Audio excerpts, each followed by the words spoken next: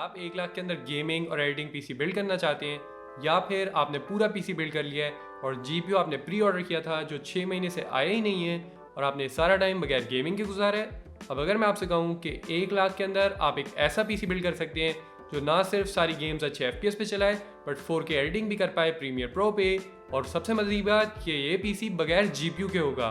तो जब भी आपके पास जीपीयू के पैसे आएँ आप जीपीयू परचेज करके इसमें लगा सकते हैं और आपकी परफॉर्मेंस ऑटोमेटिकली इंक्रीज हो जाएगी।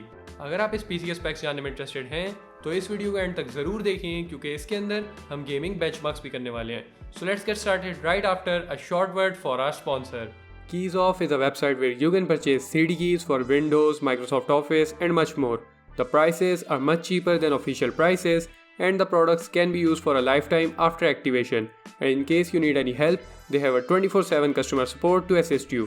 They also have a special sale going on with over 60% off. So check that out. The links will be in the description down below.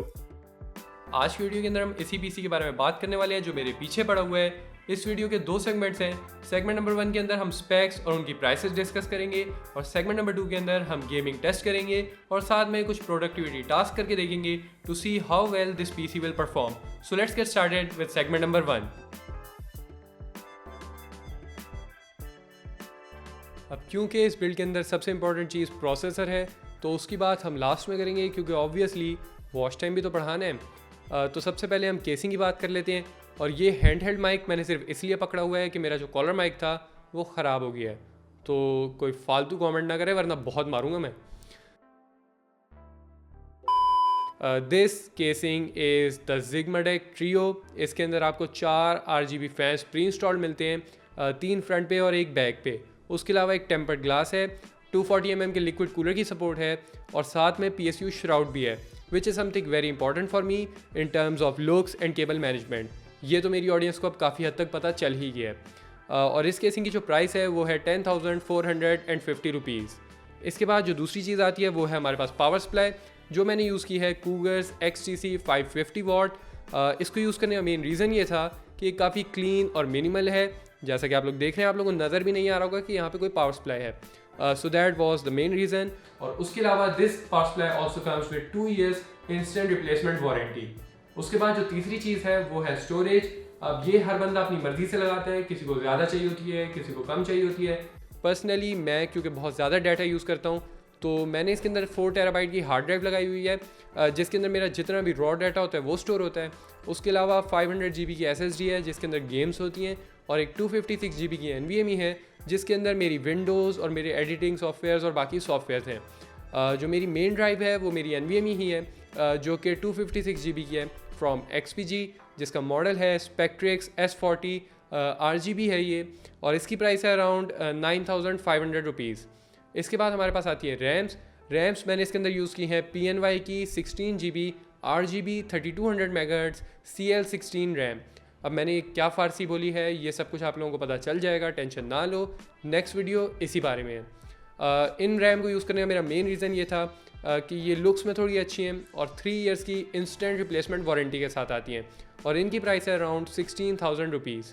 इसके बाद हमारे लास्ट के 2 कंपोनेंट्स आते हैं प्रोसेसर और मदरबोर्ड। जब भी आप कोई प्रोसेसर परचेज़ करते हैं तो you have to make sure कि आपका मदरबोर्ड उस प्रोसेसर को सपोर्ट भी करता हो। इंटेल के डिफरेंट मदरबोर्ड होते हैं, AMD के डिफरेंट मदरबोर्ड होते हैं। इस बिल्ड के अंदर I have use the B450M। This motherboard can support Ryzen 2nd Gen, 3rd Gen and even 5th Gen processors.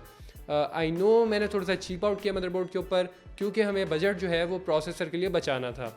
अगर आपके पास बजट ज़्यादा हो तो आप इसके अंदर B550, X570 या इवन B450 का कोई हाई एंड वेरिएंट लगा सकते हैं। इस मदरबोर्ड की प्राइस है 14,500 रुपीज़।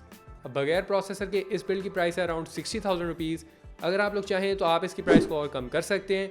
10,000 की केसिंग के बजाय आप 5,000 वाली केसिंग यूज़ कर लें।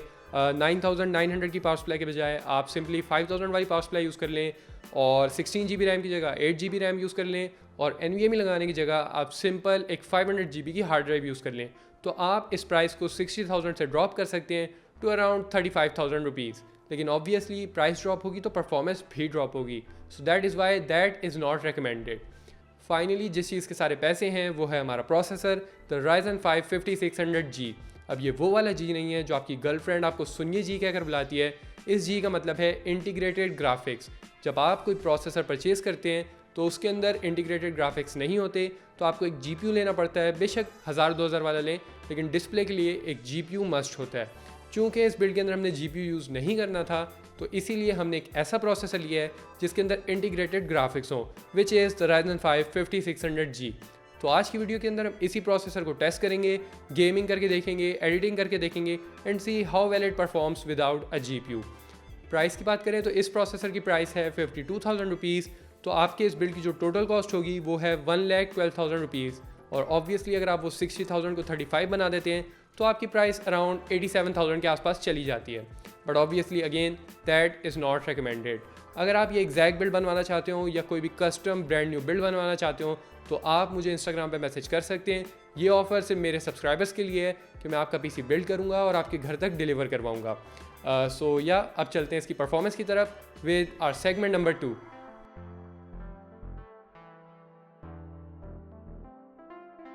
The first game we have is Valorant. Valorant थोड़ी सी कंपेटिटिव गेम है, तो मैंने सोचा हम सबसे पहले इसी से स्टार्ट कर लेते हैं। And as you guys can see I am getting an average of 160 FPS। बहुत लो हो जाए तो 140s में चले जाते हैं, हाई हो जाए तो 200 तक भी जा रहे हैं। 160 is basically enough even for competitive gaming, and as you guys can see the overall gaming experience is very smooth। और हाँ, मेरे एम को मत जज करना, मैं शायद 6 महीने के बाद Valorant खेल रहा हूँ। The second game we have is of course GTA 5। GTA 5 को हमारी अवाम ने एक तरह से बेंचमार्किंग के लिए रख लिया है। जो PC GTA 5 रन नहीं कर सकता, हमारी अवाम उसको गेमिंग PC कंसिडर ही नहीं करती। And as you guys can see this PC easily gives an average of 65 FPS which are enough for a smooth gaming experience। The third game is Rocket League। Rocket League basically एक console game है, तो इसमें FPS से ज़्यादा फ़र्क नहीं पड़ता, but still as you guys can see I'm easily getting around 40 FPS। और चूँकि console game है तो 30 FPS भी more than enough होते हैं, but 40 FPS पे भी as you guys can see the gameplay is very smooth। The fourth game we have is Counter-Strike Global Offensive। CSGO was one of my favorite games for the past 6 years, but eventually Valorant आ गई और मैंने CSGO खेलना छोड़ दी। तो इसीलिए मेरा M भी बहुत बुरा है और मेरा गेम प्ले भी बहुत बुरा है, तो प्लीज़ उसको जज ना करें और आप सिर्फ FPS पे गौर करें। As you guys can see CSGO के अंदर भी मुझे अराउंड 115 FPS मिल रहे हैं, which are more than enough even for competitive gameplay। और CSGO तो मेनली लोग खेलते ही competitive के लिए हैं। The fifth and final game we have is Fortnite। Fortnite personally मैं टेस्ट नहीं करना चाह रहा था क्योंकि Fortnite एक बहुत अनऑप्टिमाइज्ड गेम है जो अच्छे से अच्छे PC पे भी काफ़ी ज़्यादा लैग करती है। बट स्टिल मैंने सेटिंग्स को थोड़ा लो किया, 3D रेजोल्यूशन को थोड़ा सा लो किया and I was easily able to get 60 FPS in Fortnite।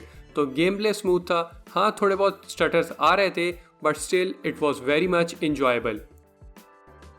Gaming benchmarks तो आपने देख ही लिए हैं, but can this PC handle 4K editing? अब कुछ इंटेल फैन बॉयज आएंगे और वो बोलेंगे Absolutely not। लेकिन surprisingly this PC easily handles 4K editing. In fact मेरे चैनल की लास्ट की 5 या 6 वीडियोस इसी PC पर एडिट हुई हैं and the experience has been very smooth. So I guess ये था हमारा बगैर GPU वाला gaming PC build. I hope you guys enjoyed. अगर आप ये एग्जैक्ट बिल्ड या कोई भी brand new custom gaming PC बनवाना चाहते हो, ब्रांड न्यू मैंने इसलिए कहा है क्योंकि मैं यूज़ प्रोडक्ट के अंदर डील नहीं करूँगा, बाद में वारंटी के बहुत इशूज़ आते हैं। तो अगर आप कोई brand new custom gaming PC बनवाना चाहते हो जिसका मिनिमम बजट 70,000 रुपीज़ होगा, तो आप मुझे इंस्टाग्राम पे मैसेज कर सकते हैं @taha_shroff_official। First link in the description. मैं आपका पूरा PC बिल्ड करूँगा और आपके घर तक डिलीवर करवाऊँगा और हो सकता है वीडियो भी शूट कर लूँ। So yeah with that being said I hope you guys enjoyed. अच्छी लगी हो तो drop a like, drop a comment and I will see you guys with a brand new video in just a few days. Till then take care, have fun, stay safe, peace out.